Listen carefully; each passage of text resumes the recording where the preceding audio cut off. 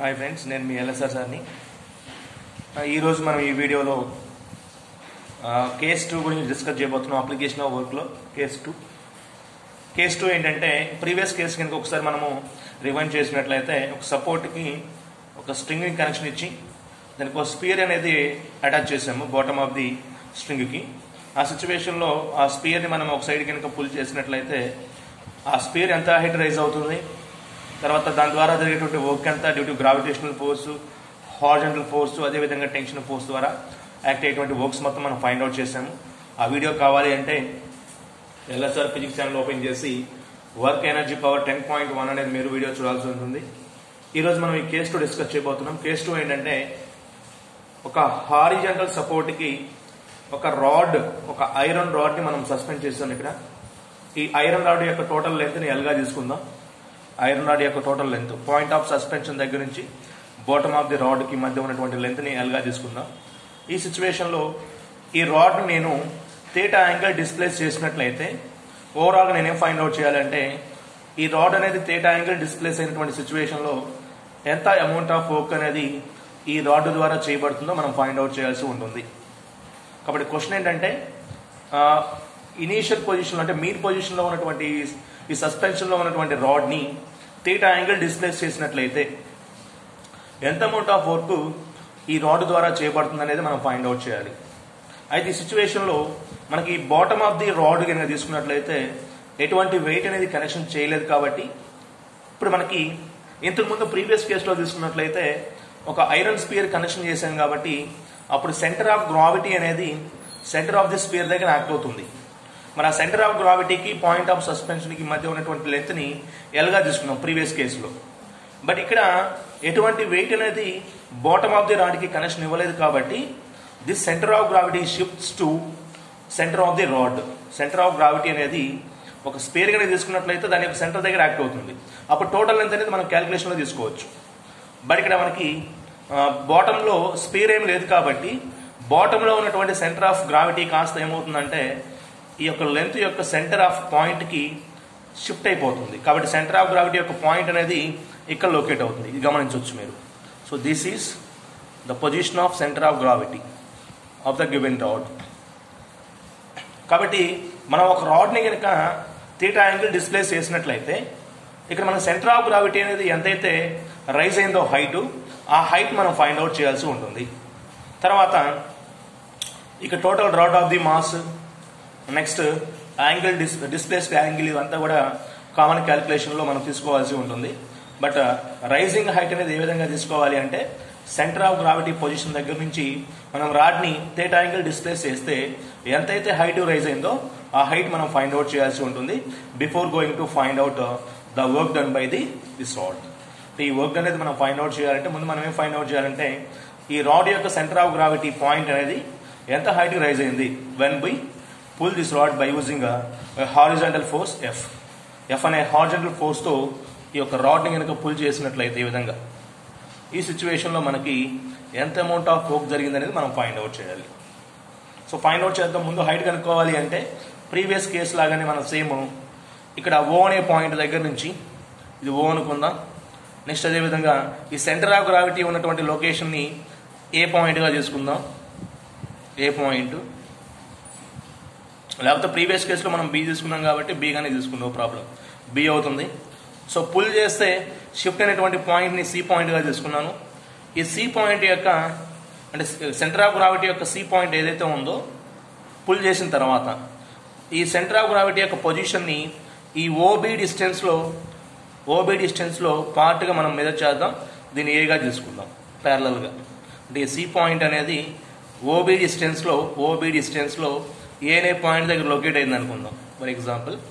అప్పుడు ఈ సిచ్యువేషన్లో ఈ ఓసి యొక్క డిస్టెన్స్ కూడా మనకేమవుతుందంటే హాఫ్ ఆఫ్ ది రాడ్ యొక్క లెంత్కి ఈక్వల్ అవుతుంది. కాబట్టి ఓబి యొక్క లెంత్ L/2 అవుతుంది. ఓసి యొక్క లెంత్ కూడా ఏమవుతుందంటే L/2 అవుతుంది. ఈ L/2 లెంత్ని బేస్ చేసుకుని మనము ఈ హైట్ అనేది ఫైండ్ అవుట్ చేయాల్సి ఉంటుంది. కాబట్టి ఇక్కడ మనకు ఒక రైట్ యాంగిల్ ట్రయాంగిల్ ఫామ్ అయింది, OAC అనే రైట్ యాంగిల్ ట్రయాంగిల్. కాబట్టి ఇక్కడ ఇది L/2 cos θ అవుతుంది, ఇది L/2 sin θ అవుతుంది ప్రీవియస్ కేసులో సేమ్. కాబట్టి మనం టోటల్ ఓబి అనేది L/2 లెంత్గా తీసుకున్నట్లయితే దీన్ని ఏ విధంగా రాయొచ్చు అంటే OA ప్లస్ ఏబీగా రాయొచ్చు. సో ఇక్కడ OB is equal to L/2, L/2 is equal to OA plus AB అవుతుంది. OA అంటే L/2 cos theta plus AB means height, rising height. So by using this equation, we can easily find out height. That is H is equal to L/2 into 1 minus cos theta. So this is the rising height of the center of gravity location from B point to C point. I mean when we pull this rod by using a horizontal force F and it displaces a theta angle, in this situation the center of gravity of rod shifts to rise to H is equal to L/2 into 1 minus cos theta height. So by using this height, now we want to calculate the work done by the gravitational force. So work done by the gravitational force find out cheyamanappudu intaku mundu lagane same work is equal to m into g into h. Due to rising height of the body we can easily find out work done, we know already. కాబట్టి ఇక్కడ సింపుల్గా మనం gravitational force ద్వారా find out చేయాలి. కాబట్టి when we pull this rod with respect to horizontal force, then this rod is moving in upward direction and gravitational force acts vertically downward direction. That's why they both are in upward direction. Then the work done by the body is negative work. So W is equal to minus mg, h means L/2 into 1 minus cos theta. So this is the work done by the gravitational force on the rod.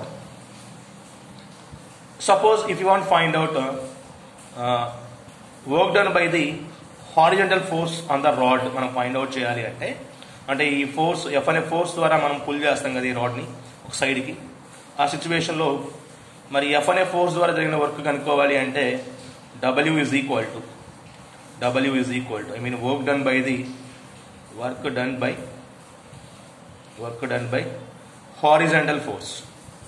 సింపుల్గా రాయొచ్చు మనం ఈ condition. Work done by horizontal force, W is equal to ఏంటి horizontal force అంతా F into horizontal distance ఎంత move అవుతుందంటే ఇది L/2 sin theta. ఇంతకుముందు మనకి L sin theta వచ్చింది కదా ప్రీవియస్ కేసులో. సో ఆ కేసు లాగానే సేమ్ యాస్టీస్గా ఉంటుంది కాబట్టి ఇక్కడ L/2 sin theta because there is no weight under the connection of rod. So that's why F into L/2 sin theta. This is the work done by on the rod due to horizontal force. నువ్వు pull చేసే force వల్ల rod మీద act అయ్యేటువంటి work formula ఏమవుతుందంటే F into L/2 sin theta. ఈ విధంగా మనం find out చేయాలి ఈ సిచ్యువేషన్లో. సో ప్రీవియస్ కేసుకి ఈ కేసుకి మెయిన్ డిఫరెన్స్ ఏంటంటే ప్రీవియస్ కేసులో మనం ఒక ఐరన్ స్పియర్ అనేది కనెక్షన్ చేసాం కాబట్టి ఇక్కడ ఏదైనా కావచ్చు స్పియర్ అనేది కనెక్షన్ చేసాం కాబట్టి లెంత్ ఏ విధంగా తీసుకున్నామంటే పాయింట్ ఆఫ్ సస్పెన్షన్ టు మనం సెంటర్ ఆఫ్ ది స్పియర్ వరకు ఉన్నటువంటి లెంత్ని ఎల్గా తీసుకున్నాం. ఎందుకంటే అక్కడ స్పియర్ అనేది కనెక్షన్ చేసాం కాబట్టి సెంటర్ ఆఫ్ గ్రావిటీ ఆ సెంటర్ ఆఫ్ మాస్ అనేది ఎక్కడ లొకేట్ అయి ఉంటుందంటే సెంటర్ ఆఫ్ ది స్పియర్ దగ్గర లొకేట్ అయి ఉంటుంది. కాబట్టి ఆ రెండింటికి మధ్య ఉన్న డిస్టెన్స్ మనం ఎల్గా తీసుకున్నాం. అప్పుడు మనం ఆ స్పియర్ని ఒక పక్కకు లాగాం, అక్కడ రైజింగ్ హైట్ కనుక్కున్నాం. H is equal to L into 1 minus cos theta వచ్చింది ప్రీవియస్ కేసులో. ఇక్కడ L/2 into 1 minus cos theta ఎందుకు వచ్చిందంటే ఇక్కడ మనకి బాటమ్ ఆఫ్ ది రాడ్ దగ్గర ఎటువంటి స్పియర్ అనేది కనెక్షన్ లేదు కాబట్టి ఈ సెంటర్ ఆఫ్ గ్రావిటీ ఆ సెంటర్ ఆఫ్ మాస్ అనేది మనకి సెంటర్ ఆఫ్ ది రాడ్ దగ్గరికి షిఫ్ట్ అయిపోతుంది. కాబట్టి సెంటర్ ఆఫ్ రాడ్ దగ్గర నుంచి పాయింట్ ఆఫ్ సస్పెన్షన్కి మధ్య ఉన్నటువంటి డిస్టెన్స్ ఏమవుతుందంటే L/2. కాబట్టి ఇక్కడ మన కేసులో H is equal to L/2 into 1 minus cos theta అనేది తీసుకోవడం జరిగింది.